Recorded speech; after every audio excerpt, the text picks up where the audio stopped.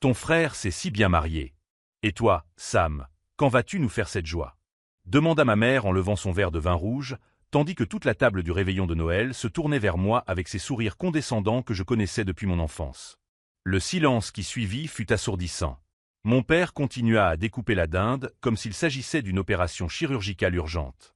Marcus, mon petit frère, ajusta sa cravate hors de prix et sourit de cette façon qu'il avait toujours quand il savait que j'étais sur le point d'être humilié publiquement. Sa femme, Jennifer, lui a pris la main sous la table, exhibant cette bague de fiançailles à 15 000 $ que ma mère ne se lassait pas de photographier pour Instagram. J'ai posé ma fourchette sur mon assiette avec précaution, sentant tous les regards braqués sur moi. La question a résonné dans l'air comme une accusation déguisée en curiosité maternelle. « Je me suis marié hier », ai-je répondu calmement, observant les expressions se transformer autour de la table élégamment décorée. « Je m'appelle Sam, j'ai 32 ans, et je venais de lâcher la bombe que je gardais secrète depuis 3 mois. » Le choc fut immédiat et viscéral. Ma mère a failli renverser son verre. Mon père a arrêté de mâcher au milieu d'une bouchée. Marcus a cligné plusieurs fois des yeux, comme s'il essayait de comprendre une langue étrangère. « Qu'est-ce que tu as dit » a chuchoté Jennifer, d'une voix plus aiguë que d'habitude. « Je me suis marié hier. Avec Emma. Dans la petite église Saint-Michel, à Burlington. Vous avez reçu les invitations en avril, ai-je répondu, en gardant un ton désinvolte tout en buvant une gorgée d'eau. La confusion se répandit autour de la table comme un feu de paille. Ma mère secoua frénétiquement la tête. « C'est impossible, Samuel.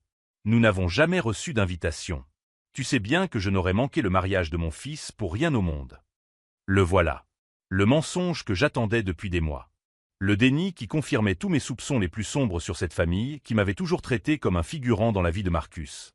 Tout au long de mon enfance, j'avais appris que notre maison fonctionnait comme un théâtre où Marcus était la star incontestée et moi, au mieux, le régisseur qui faisait en sorte que tout fonctionne en coulisses.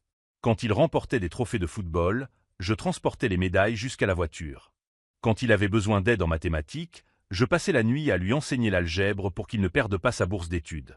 Quand il a présenté Jennifer à la famille, j'ai été relégué à la préparation du dîner pendant qu'il posait pour des photos dans le salon. Je ne me suis jamais plaint. J'ai simplement accepté que c'était ainsi que fonctionnait notre dynamique familiale. Un fils brillait, l'autre soutenait cette brillance. Déménager dans le Vermont après l'université n'était pas un acte de rébellion. C'était une question de survie. Construire ma carrière d'ingénieur en informatique loin des projecteurs constants de Marcus m'a donné l'espace nécessaire pour respirer, pour découvrir qui j'étais lorsque je n'étais pas mesuré à l'aune de son succès. Emma est entrée dans ma vie comme une révélation. Elle me voyait. Elle me voyait vraiment. Pas comme le frère de quelqu'un, pas comme l'ombre d'un autre homme, mais comme Samedi. Juste Samedi. Et cela lui suffisait. Quand elle m'a demandé ma main en juin, lors d'une promenade au bord du lac Champlain, j'ai dit oui sans hésiter une seconde. Nous avons prévu un mariage simple, intime, avec 20 personnes qui connaissaient vraiment notre histoire. Le seul souhait que j'ai gardé secret, stupide et obstiné, était que ma famille soit présente. Que peut-être, pour la première fois de ma vie, ils choisiraient d'être présents pour mon grand moment. J'ai envoyé les invitations en avril. Avec confirmation de livraison. J'ai vérifié les codes de suivi de manière obsessionnelle. Quand tout est apparu comme livré, je me suis permis d'y croire. Puis le silence s'est installé. Des semaines de silence. Aucun appel, aucun message, aucune réponse. Le mariage a eu lieu. 20 personnes ont célébré avec Emma et moi.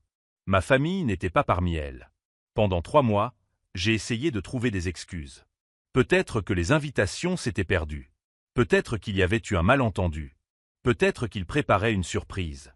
Mais en regardant les visages choqués autour de cette table, une vérité plus sombre a commencé à prendre forme. Quelqu'un s'était assuré que ces invitations ne soient jamais vues. Et je soupçonnais déjà qui. « Vous êtes sûr de n'avoir rien reçu ?» ai-je demandé en sortant mon téléphone de ma poche. Parce que j'ai les reçus de livraison juste ici. Si vous aimez cette histoire de famille et de secret, n'oubliez pas de vous abonner à la chaîne pour découvrir comment cette révélation va bouleverser à jamais les fondations de cette maison. Ce que j'étais sur le point de montrer allait tout changer. Et Marcus, pour la première fois de sa vie, ne parvenait pas à sourire. La tension dans la pièce s'intensifia lorsque j'ouvris l'application de suivi postal. Marcus s'agitait nerveusement sur sa chaise, ajustant sa cravate pour la 2e fois en 2 minutes. Jennifer lui serra la main plus fort, ses jointures blanchissant. « Sam, chérie, il doit y avoir une erreur », insista ma mère, sa voix prenant ce ton protecteur qu'elle utilisait toujours lorsque Marcus était sur le point d'être interrogé sur quelque chose. Marcus ne nous cacherait jamais une chose pareille. La voilà qui recommençait. Elle défendait mon frère avant même de savoir de quoi il s'agissait. Marcus a toujours été le fils préféré de cette famille. Depuis son enfance, chacune de ses réussites était célébrée comme un événement national, tandis que mes victoires étaient considérées comme des coïncidences intéressantes qui seraient bientôt éclipsées par son prochain exploit extraordinaire. Lorsque nous avons remporté nos premiers trophées scientifiques la même semaine, moi en chimie, lui en biologie, ma mère a accroché le sien dans le salon et a mis le mien dans la cuisine, où tout le monde pouvait le voir pendant qu'il préparait le dîner. Lorsque nous avons obtenu notre diplôme universitaire, elle a organisé une fête pour 40 personnes pour Marcus, qui était diplômé en administration. Pour moi, qui avais obtenu mon diplôme d'ingénieur avec mention, il y a eu un simple dîner en famille où elle a passé la moitié du temps à discuter de ses projets de carrière. La différence de traitement était si constante que j'avais cessé de la remarquer depuis des années. C'était simplement notre dynamique familiale. Marcus brillait, j'applaudissais dans les coulisses. Mais intercepter mes invitations de mariage? Cela a franchi une ligne dont je ne soupçonnais même pas l'existence. Voyons voir ces reçus alors, a dit mon père, la voix tendue. Il essayait toujours de jouer le rôle de médiateur, mais finissait invariablement par protéger Marcus lorsque les choses se compliquaient. Je lui ai tendu mon téléphone, observant ses yeux parcourir l'écran. J'ai vu le moment précis où l'information a été enregistrée. Son visage s'est crispé, ses sourcils se sont froncés, et il a levé les yeux vers Marcus avec une expression que je n'avais jamais vue auparavant. « Marcus, a-t-il dit lentement, ceci montre que tu as signé pour les 4 colis. En avril. » Tout s'adressait à nous. Le silence qui s'ensuivit fut assourdissant. Marcus ouvrit la bouche à 2 reprises avant de parvenir à articuler un mot. Je vais parfois chercher le courrier. J'ai peut-être signé automatiquement et oublié. Vous savez ce que c'est, des centaines de colis arrivent ici pour l'entreprise. C'était un mensonge pathétique, et tout le monde autour de la table le savait. Marcus ne vivait plus ici depuis 3 ans. Il ne venait que pour les dîners du dimanche et les jours fériés spéciaux comme aujourd'hui. Tu n'as pas oublié, dis-je calmement. Tu savais exactement ce que c'était. Jennifer a finalement pris la parole, d'une voix aiguë et chuchotante. Marcus, dis-moi que ce n'est pas vrai. Marcus a évité son regard. C'est à ce moment-là que j'ai su avec certitude. Mon frère avait délibérément intercepté les invitations à mon mariage. Pourquoi? Ai-je demandé, sincèrement curieux. Pourquoi aurais-tu fait ça? Je n'ai rien fait, explosa-t-il, perdant enfin son sang-froid. Tu fais toujours ça, samedi. Tu crées toujours des drames et tu me fais passer pour le méchant. Peut-être que les invitations ont été perdues. Peut-être que le facteur s'est trompé. Avec ma signature? Demanda sèchement mon père, toujours mon téléphone portable à la main. Marcus pâlit. Peut-être que j'ai signé en pensant que c'était autre chose. Je ne suis pas obligé de lire chaque enveloppe qui arrive ici. Marcus, dit ma mère doucement, s'il te plaît, dis-nous simplement la vérité. Mais je connaissais déjà la vérité. Et plus Marcus se tortillait, plus cela devenait évident. Mon frère a toujours eu du mal à partager l'attention. Tout au long de notre enfance, si je recevais des compliments pour quelque chose, il trouvait le moyen de détourner la conversation vers ses propres réalisations. Si je mentionnais une promotion au travail, il annonçait un nouveau projet. Si je présentais une petite amie à la famille, il arrivait avec des cadeaux coûteux ou des nouvelles passionnantes qui dominaient la conversation. Jennifer et lui s'étaient fiancés en mars. Le mariage était prévu pour septembre. Un événement somptueux avec 300 invités, un groupe de musique et une liste de cadeaux qui coûtait plus cher que ma voiture. Mon mariage simple en juin, même s'il était petit et discret, représentait une menace. Une distraction. Un moment où je serais le centre d'attention de la famille, même si ce n'était que pour une journée. Et Marcus n'a jamais pu le tolérer. Tu sais ce qui me fait le plus mal? Lui ai-je dit en le regardant droit dans les yeux. Ce n'est même pas le fait que tu aies caché les invitations. C'est que tu as laissé toute notre famille croire que je ne me souciais pas assez d'eux pour les inviter à mon propre mariage. Ma mère a légèrement dégluti. Sam, nous n'avons jamais pensé que... C'est exactement ce que vous avez pensé, l'ai-je interrompu. Pendant 3 mois, vous avez cru que je m'étais marié sans vous inviter. Et personne ne m'a appelé pour me demander pourquoi. Personne ne s'est posé de questions. Vous avez simplement accepté que je sois capable d'une telle cruauté. La vérité frappe à la table comme un coup de tonnerre. Ils avaient vraiment accepté que je les exclue tout simplement de mon mariage. Cela en disait long sur la façon dont ils me voyaient, sur le fonctionnement de notre famille. Marcus leva enfin les yeux. Sam, je peux t'expliquer. Non, dis-je en levant la main. Je n'ai pas encore fini. J'ai repris mon téléphone et ouvert une autre application. Parce que les reçus de livraison ne sont que le début de cette histoire. Les invitations interceptées étaient déjà assez graves. Mais au cours des 3 derniers mois, alors que je faisais face à la douleur d'être ignoré par ma famille le jour le plus important de ma vie, j'avais découvert quelque chose de bien pire. Marcus n'avait pas seulement caché mes invitations. Il avait activement œuvré pour que personne ne soit au courant de mon mariage. Et j'avais les preuves pour le prouver. Jennifer observait son mari avec une expression que je n'avais jamais vue auparavant, comme si elle regardait un étranger. Ma mère serrait sa serviette si fort que ses jointures étaient blanches. Mon père tapotait la table du bout des doigts, une habitude qu'il avait lorsqu'il était en train d'assimiler des informations dérangeantes. Marcus, réalisant qu'il avait perdu le contrôle de la situation, fit la seule chose qu'il savait faire lorsqu'il était acculé. Il passa à l'attaque. « Tu sais quel est ton problème, Sam ?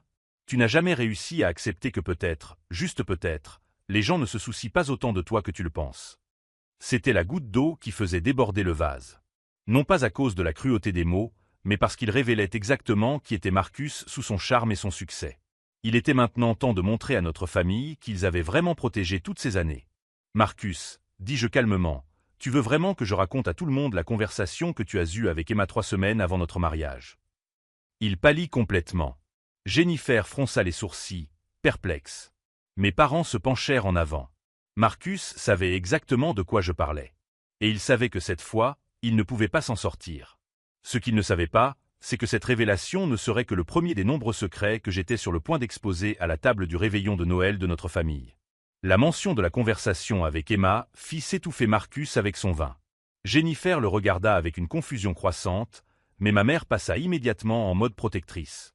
« Sam, quoi que tu penses qu'il se soit passé, je suis sûr qu'il y a une explication raisonnable, » dit-elle, utilisant ce ton maternel qu'elle réservait toujours pour défendre Marcus contre toute accusation. « Tu as raison, maman. Il y a une explication raisonnable. » ai-je répondu en ouvrant l'application d'enregistrement sur mon téléphone. Marcus a appelé Emma 3 semaines avant notre mariage. À 2 heures du matin. Il était ivre. Le silence qui a suivi était différent des précédents. Celui-ci avait du poids, de la densité, comme si l'air s'était transformé en quelque chose de solide qui appuyait sur nos poumons. Il a essayé de la convaincre d'annuler le mariage, ai-je poursuivi, observant le visage de mon frère perdre toute couleur.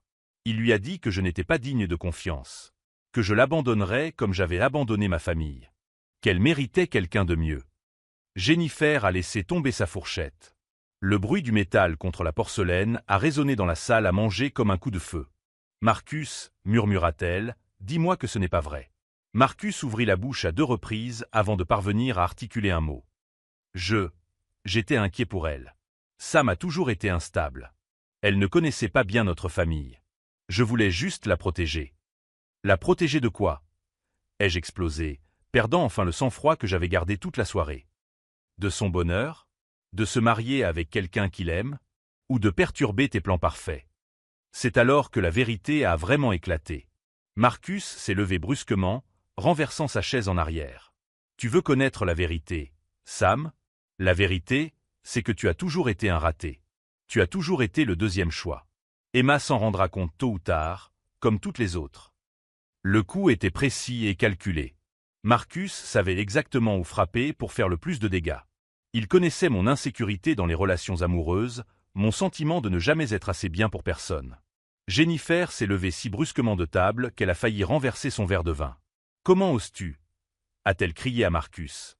« Comment oses-tu parler ainsi de ton propre frère » Jennifer, tu ne comprends pas, a tenté de se défendre Marcus. Ça m'arrive toujours à faire en sorte que tout le monde ait pitié de lui. C'est un manipulateur. Je suis manipulateur? Répondis-je, un rire amer s'échappant de ma gorge. Marcus, tu as intercepté mes invitations de mariage. Tu as appelé ma fiancée à 2 heures du matin pour essayer de saboter ma relation. Et c'est moi qui suis manipulateur? Mon père retrouva enfin sa voix. Marcus, assieds-toi. Tout de suite. Non, a répondu Marcus, son masque de frère parfait tombant enfin complètement. J'en ai marre de faire semblant que Sam est victime de quelque chose. Il a toujours été jaloux de ma réussite. Il a toujours essayé de rivaliser avec moi. Et quand il a enfin réussi quelque chose dans la vie, il a voulu me voler mon moment aussi. Ton moment? Ai-je demandé, sincèrement perplexe. Marcus, mon mariage a eu lieu en juin. Le tien est en septembre. En quoi cela te vole-t-il ton moment? Parce que, explosa-t-il. Parce que pendant 3 mois, tout le monde parlerait de ton mariage idiot au lieu du mien. Parce que maman et papa dépenseraient leur énergie émotionnelle avec toi, alors qu'ils devraient se concentrer sur moi pour me soutenir dans mon moment le plus important. Le voilà. La confession complète. Ce n'était pas un malentendu ou un accident. Marcus avait délibérément saboté mon mariage parce qu'il ne supportait pas de partager l'attention de la famille, même pour quelques mois. Jennifer se tenait debout à côté de la table, les larmes coulant sur son visage. « Marcus, comment peux-tu être aussi cruel? C'est ton frère. »« Ce n'est pas mon frère, » cracha Marcus. « C'est un poids mort que cette famille traîne depuis 32 ans. » Le silence qui suivit fut absolu. Même le tic-tac de l'horloge murale ne pouvait couvrir la tension qui emplissait la pièce. Ma mère avait la main sur la bouche, les yeux écarquillés de choc. Mon père avait la tête entre les mains. Jennifer pleurait silencieusement, regardant Marcus comme si elle voyait un étranger. Et moi, je me sentais étrangement calme. Comme si toutes les pièces d'un puzzle vieux de 3 décennies s'étaient enfin mises en place. « Merci, Marcus, » ai-je dit doucement, « d'avoir enfin été honnête sur ce que tu ressens. »« Sam, » a tenté d'intervenir ma mère, « il ne voulait pas dire ça. »« Si, il le voulait, » ai-je répondu, toujours en regardant mon frère droit dans les yeux. « Et tu sais quoi? Je préfère ça. Je préfère la cruauté honnête au mensonge gentil. » Marcus respirait bruyamment, le visage rouge de colère et de vin. « Très bien. Maintenant que tout le monde connaît la vérité, nous pouvons peut-être arrêter de prétendre que nous sommes une famille heureuse. »« Tu as raison, » ai-je acquiescé en me levant lentement de table. « Arrêtons de faire semblant. » C'est alors que j'ai repris mon téléphone et ouvert un nouveau dossier. Parce que intercepter mes invitations de mariage et appeler Emma n'étaient pas les seules choses que tu as faites, Marcus. C'était juste les plus récentes. Tous les regards se sont tournés vers moi. Marcus fronça les sourcils, perplexe.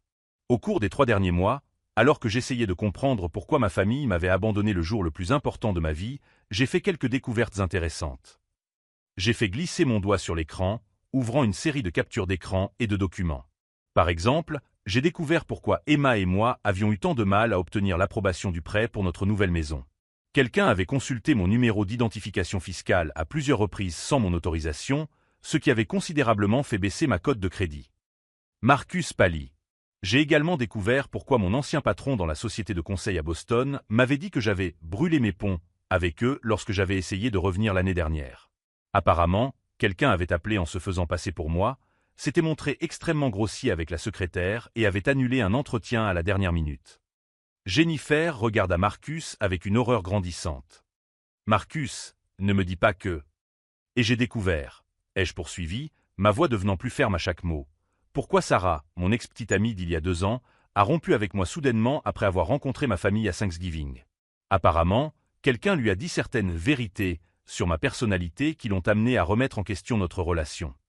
Mon père a levé la tête de ses mains, regardant Marcus avec une expression que je n'avais jamais vue auparavant. « Marcus, » a-t-il dit lentement, « dis-moi que ce n'est pas vrai. » Marcus a essayé de retrouver son sang-froid, mais sa voix tremblait. « Sam invente des choses.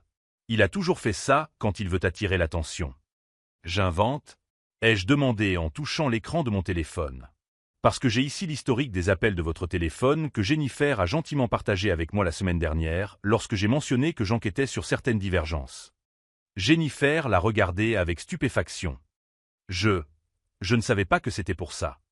Et j'ai ici un email très intéressant que vous avez envoyé à mon patron à Boston, Marcus. Signé de mon nom, bien sûr, mais envoyé depuis votre adresse IP personnelle. Apparemment, vous ne saviez pas que les emails peuvent être tracés. » Marcus s'assit lourdement, son arrogance s'effondrant enfin. « Sam, je peux t'expliquer. »« Non, » dis-je fermement. « Vous ne pouvez pas. Parce qu'il n'y a aucune explication à 3 décennies de sabotage systématique. Il n'y a aucune explication à avoir délibérément tenté de détruire chaque relation que j'ai essayé de construire. » J'ai regardé autour de la table, voyant enfin la reconnaissance dans les yeux de ma famille. Il n'était plus possible de nier ou de minimiser. Les preuves étaient accablantes et incontestables. « Mais tu sais ce qui me fait le plus mal, Marcus ?» ai-je demandé, ma voix reprenant le ton calme que j'avais utilisé toute la soirée. « Ce n'est pas tout ce que tu m'as fait. C'est que notre famille a laissé faire. » Ma mère a commencé à protester, mais j'ai levé la main. Pendant 3 décennies, Vous avez vu les schémas se répéter. Vous avez vu comment j'avais toujours de la malchance dans mes relations après avoir rencontré la famille. Vous avez vu comment les opportunités professionnelles tournaient mal, de manière mystérieuse. Vous avez vu comment je me suis progressivement isolé de vous. Je me suis interrompu un instant, laissant le poids de mes mots s'imposer. Et au lieu de vous poser des questions, vous avez simplement accepté que j'étais le problème. Que j'étais le fils difficile, instable, incapable de maintenir des relations ou des emplois. Le silence qui a suivi était dévastateur. Parce que nous savions tous que c'était vrai. Marcus avait passé des décennies à me saboter systématiquement, et notre famille avait passé des décennies à laisser cela se produire en ne remettant pas en question les schémas évidents. Maintenant, vous connaissez toute la vérité, ai-je dit en rangeant mon téléphone dans ma poche. La question est, qu'allez-vous en faire? Marcus a finalement levé les yeux, et pour la première fois de ma vie, j'y ai vu une peur sincère. Pas la peur des conséquences, mais la peur d'avoir perdu le contrôle du récit qu'il avait construit depuis si longtemps. Et il avait raison d'avoir peur. Parce que je n'avais pas encore fini. La véritable révélation, celle qui allait tout changer définitivement, était encore à venir. La révélation concernant l'appel à Emma n'était que le début. Au cours des 3 jours qui ont suivi le dîner de Noël, je me suis plongé dans les archives numériques que j'avais collectées au fil des mois, à la recherche de schémas que je n'avais pas remarqués auparavant. Emma s'est assise à côté de moi à la table de la cuisine, son ordinateur portable ouvert, m'aidant à relier les points de décennies de sabotage systématique. « Sam », a-t-elle dit doucement, en montrant une feuille de calcul que nous avions créée, « regarde la chronologie. Chaque fois que tu étais sur le point d'obtenir quelque chose de bien, quelque chose tournait mal dès que Marcus en apprenait les détails. » Elle avait raison. La promotion que j'ai perdue à 29 ans parce que mon supérieur a reçu un appel anonyme remettant en question mon éthique professionnelle, 2 semaines après avoir mentionné cette opportunité lors d'un dîner dominical. Le prêt pour mon premier appartement qui m'a été refusé à la dernière minute en raison des informations contradictoires sur ma stabilité financière, juste après que Marcus se soit rendu à ma banque pour retirer de l'argent pour le cadeau d'anniversaire de maman. La liste était effrayante par sa cohérence. Il ne se contentait pas de rivaliser avec moi, murmurai-je, réalisant l'ampleur de la manipulation. Il était en train de me détruire activement. Emma m'a pris la main. La question est, qu'allons-nous faire à ce sujet? Pendant des années, j'avais été réactif. Toujours en train d'essayer de me remettre des coups durs, toujours en train d'essayer de reconstruire ce que Marcus avait détruit. Mais maintenant, pour la première fois, j'avais l'occasion d'être proactif. J'ai commencé par appeler des personnes de mon passé. D'anciens collègues, d'anciens patrons, même Sarah, mon ex-petite amie qui m'avait quitté après avoir rencontré ma famille. Sarah a répondu à la 3e tentative. Sa voix était tendue, prudente. « Sam, pourquoi m'appelles-tu après 2 ans? Sarah, j'ai besoin de te poser une question très précise. À Thanksgiving 2022, quand tu m'as quitté, tu as dit que tu avais découvert certaines choses sur mon caractère. Peux-tu me dire exactement ce que c'était? » Il y a eu un long silence. « Sam, c'était il y a longtemps. S'il te plaît. C'est important. » Elle a poussé un profond soupir. « Ton frère m'a contacté quelques jours après ce dîner. Il m'a dit qu'il s'inquiétait pour moi. Il m'a parlé de tes tendances. » Quelle tendance?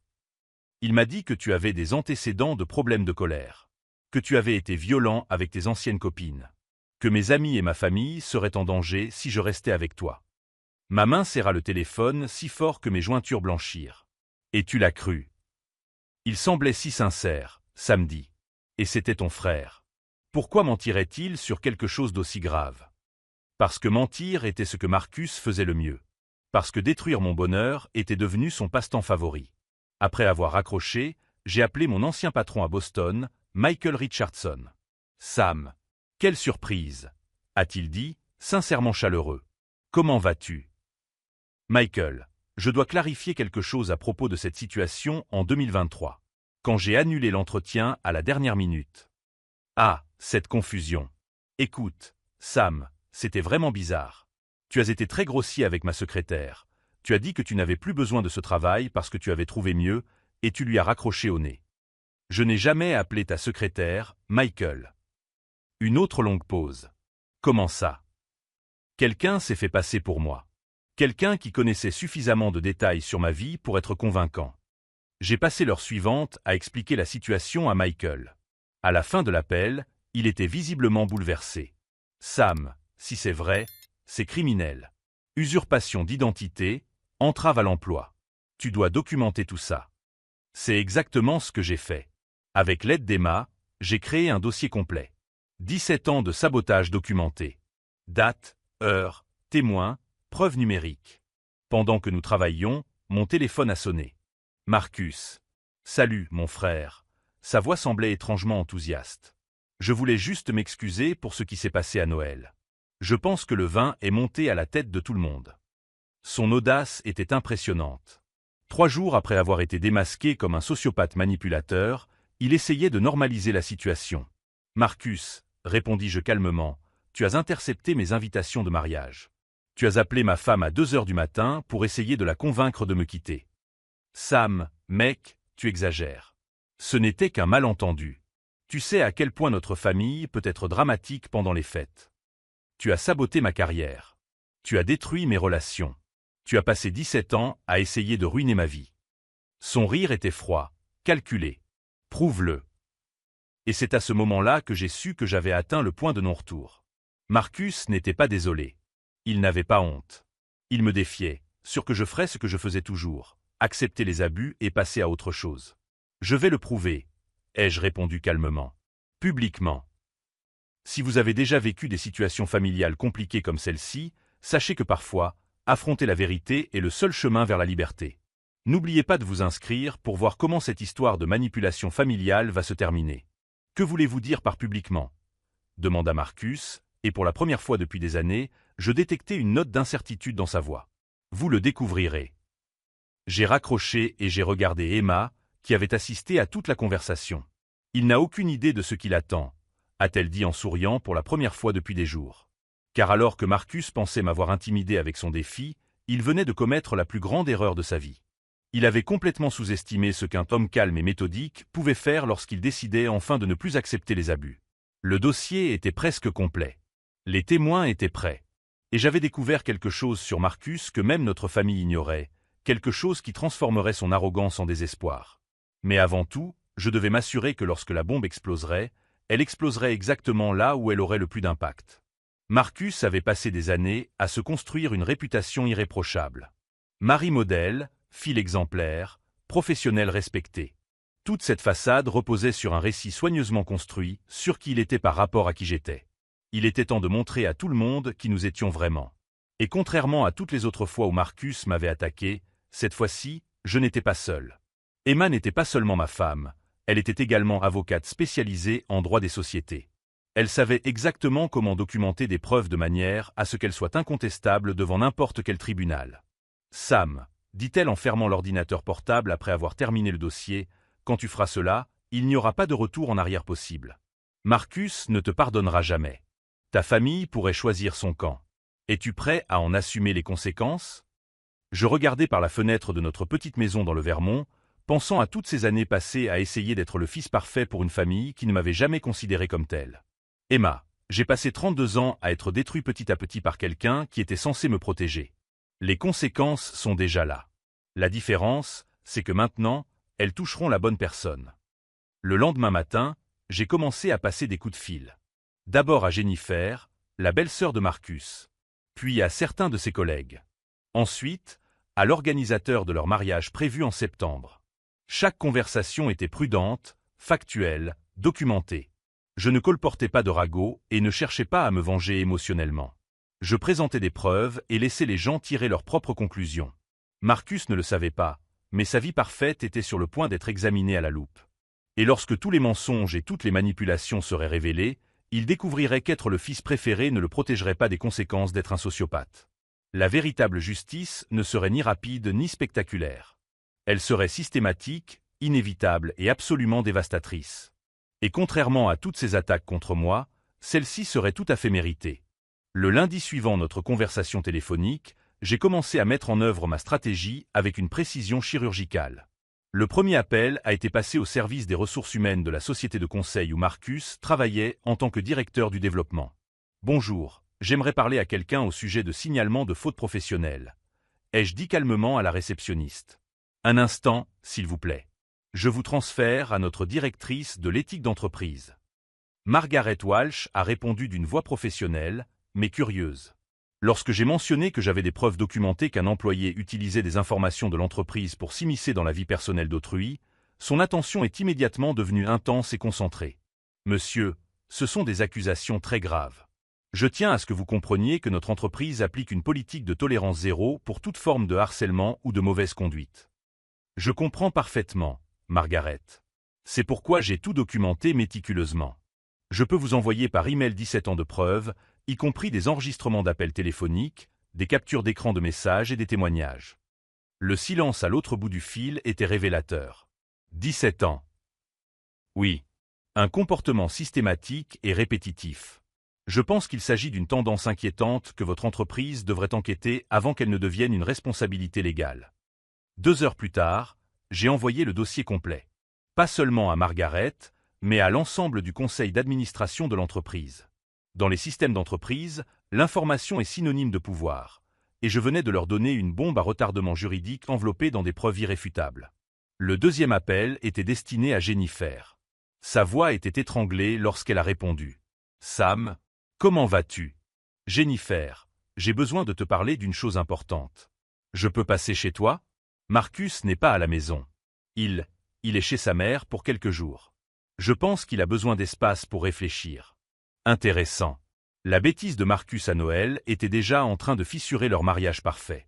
1 heure plus tard, il était assis dans la cuisine moderne de Jennifer, la regardant feuilleter un dossier imprimé contenant toute la documentation qu'il avait compilée. « Sam, » murmura-t-elle, les mains tremblantes tandis qu'elle tournait les pages. « Tout cela est vrai. Chaque date, chaque incident, chaque témoin. Jennifer, tu te souviens quand tu as dit que Marcus connaissait toujours des détails intimes sur mes relations ? Des détails que je n'avais jamais partagés avec ma famille ? » Elle acquiesça lentement, les yeux remplis de larmes. Il ne les a pas découverts par hasard. Il les a obtenus par la manipulation, le chantage émotionnel, et dans certains cas, en envahissant la vie privée des gens. Jennifer ferma le dossier et me regarda droit dans les yeux. « Que veux-tu que je fasse ? Je veux que vous vous protégiez. Marcus n'est pas celui que vous croyez. Et quand il découvrira que son monde s'écroule, il essaiera de vous utiliser comme bouclier humain. » Le mercredi, mon téléphone a sonné. C'était Michael Richardson, mon ancien patron à Boston. « Sam, j'ai quelque chose à vous dire. J'ai appelé quelques collègues après notre conversation sur cet incident de 2023. J'ai découvert que votre frère avait fait bien plus que simplement annuler cet entretien. Mon estomac s'est noué. Que voulez-vous dire ? Il a créé un faux profil LinkedIn en se faisant passer pour vous. Il a utilisé ce profil pour envoyer des messages inappropriés à plusieurs femmes professionnelles du secteur. Lorsqu'elles ont recherché votre vrai nom par la suite, elles ont trouvé vos informations légitimes et vous ont signalé à leurs entreprises. L'ampleur du sabotage était encore pire que ce que j'avais imaginé. Marcus ne se contentait pas d'interférer dans ma vie, il détruisait activement ma réputation professionnelle en créant de fausses preuves de mauvaise conduite. Michael, serais-tu intéressé pour témoigner à ce sujet devant le tribunal ? Absolument. C'est de la diffamation criminelle, samedi. Une usurpation d'identité dans le but de nuire. Tu devrais intenter un procès. Le jeudi, la bombe a explosé. Marcus a appelé à 7 heures du matin, la voix altérée par la colère et la panique. Sam, qu'est-ce que tu as fait ? J'ai bu une gorgée de café calmement avant de répondre. Bonjour, Marcus. Comment vas-tu ? Ne te moque pas de moi. J'ai reçu un appel des RH hier. Ils enquêtent sur moi pour faute professionnelle. Je suis suspendu de mes fonctions jusqu'à nouvel ordre. C'est étrange. Pourquoi pensez-vous que cela s'est produit ? Parce que vous avez répandu des mensonges à mon sujet. Vous avez tout déformé pour me faire passer pour un monstre. Marcus, je n'ai fait que présenter des faits documentés. S'ils enquêtent sur vous, c'est parce qu'ils ont trouvé des raisons de croire que les preuves sont légitimes. Jennifer m'a quitté, samedi. Elle a changé les serrures de la maison. Elle ne me laisse pas voir les enfants. Le voilà. Sa vie parfaite s'effondrait enfin sous le poids de la vérité. C'est dommage, ai-je répondu sincèrement. Les enfants ne devraient pas souffrir à cause des actions de leurs parents. Arrête ça. Arrête de te comporter comme une victime. Tu as orchestré tout ça. Je n'ai pas orchestré tes actions, Marcus. Je les ai simplement documentées. Tu as créé ce problème au cours de 17 années de comportement destructeur. Il y eut un long silence. Lorsque Marcus reprit la parole, sa voix était brisée. Sam, nous sommes frères. Nous avons toujours été une famille. Tu ne peux pas me faire ça. Pour la première fois depuis le début de notre conversation, j'ai ressenti quelque chose qui ressemblait à de la pitié. Mais je me suis souvenu de la voix brisée d'Emma après son appel. Je me suis souvenu des années d'occasions manquées. Je me suis souvenu de mon mariage vide parce que ma propre famille avait choisi de ne pas venir. Marcus, une famille ne fait pas ce que tu m'as fait. Une famille se protège. Une famille célèbre les succès des uns et des autres. La famille est présente dans les moments importants. Je peux changer, samedi. Je peux être différent. Peut-être que tu peux. Mais cela ne change pas ce que tu as déjà fait. Et cela ne me protège pas contre le fait que tu recommences à l'avenir. S'il te plaît, murmura-t-il. Dis-moi comment je peux réparer cela. C'est alors que j'ai dévoilé ma dernière carte. Marcus, tu te souviens quand tu m'as demandé comment je pouvais prouver tout ce que j'affirmais? Oui. Eh bien, pendant que tu t'occupais à détruire ma carrière et mes relations, je m'occupais à m'instruire. Emma n'est pas seulement ma femme, Marcus. Elle est avocate spécialisée dans les crimes d'entreprise. Le silence à l'autre bout du fil était total. Chacune de tes actions constitue un crime fédéral. Usurpation d'identité, ingérence dans des opportunités d'emploi, diffamation criminelle, harcèlement systématique. Emma a passé 3 mois à monter un dossier que n'importe quel procureur fédéral serait fier de présenter. Marcus s'étouffa de manière audible. Mais voici ce que tu n'as pas compris, mon frère. Je ne veux pas te voir en prison. Je veux que tu deviennes une meilleure personne. Tu as donc le choix. Quel choix? Murmura-t-il. Tu peux accepter l'entière responsabilité de tes actes. Faire une confession publique. Suivre une thérapie sérieuse. Payer des dommages-intérêts à toutes les personnes que tu as lésées. Et rester complètement à l'écart de ma vie. Je m'arrêtai un instant, laissant le poids de mes mots s'imposer. Ou Emma envoie notre dossier au FBI lundi matin, et tu expliques tes actes devant un grand jury fédéral. Le bruit de la respiration haletante de Marcus résonna dans le téléphone pendant près d'1 minute. Sam, dit-il finalement, tu ferais vraiment ça? Tu détruirais complètement notre famille? Marcus, notre famille a été détruite au moment où tu as décidé que saboter mon bonheur était plus important que d'être mon frère. Je ne fais que rendre officiel ce que tu as créé. Après avoir raccroché, je suis resté assis en silence pendant plusieurs minutes. Je ne ressentais ni triomphe ni satisfaction. C'était plutôt un sentiment d'achèvement. Comme si je tournais la dernière page d'un livre très long et très douloureux. Emma est entrée dans la cuisine et a posé sa main sur mon épaule. « Comment te sens-tu? » « Fatigué, ai-je répondu honnêtement. Mais libre. Mon téléphone a vibré, signalant l'arrivée d'un SMS. C'était Jennifer. « Sam, j'ai trouvé d'autres choses dans le bureau de Marcus. Des dossiers contenant des informations sur toi qui remontent à l'université. Il gardait tout. Comme si c'était une obsession. » J'ai regardé Emma, qui avait lu le message par-dessus mon épaule. « Emma, je pense que la situation avec Marcus est encore pire que ce que nous imaginions.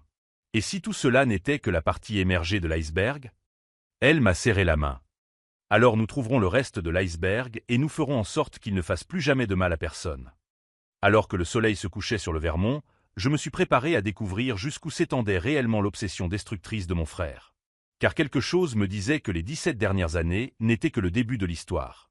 La véritable ampleur de sa manipulation était sur le point d'être révélée, et lorsqu'elle le serait, cela changerait non seulement notre famille, mais aussi plusieurs autres dont nous ne soupçonnions même pas l'implication. 6 mois plus tard, j'ai reçu un appel de Jennifer. Sa voix était différente, plus ferme, plus confiante. « Sam, tu dois savoir. Marcus a définitivement perdu son emploi. L'enquête interne a révélé des preuves de faute professionnelle remontant à 5 ans. Ils ont saisi le service juridique. Je n'ai ressenti aucune satisfaction, seulement un soulagement silencieux. Comment le prend-il? Pas très bien. Il vit chez sa mère. Le divorce a été prononcé la semaine dernière. J'ai obtenu la garde exclusive des enfants. Le château de cartes s'était complètement effondré. La vie parfaite que Marcus avait construite au détriment de mon bonheur s'était simplement évaporée lorsque la vérité avait éclaté au grand jour. Mes parents m'ont finalement appelé après 3 mois de silence. Ma mère a pleuré pendant toute la conversation, me demandant pardon pour m'avoir aveuglément favorisé pendant des années.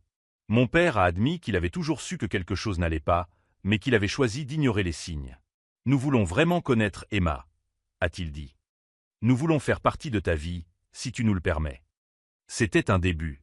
Cela n'effacerait pas des décennies de négligence, mais pour la première fois, j'avais l'impression qu'il me voyait vraiment.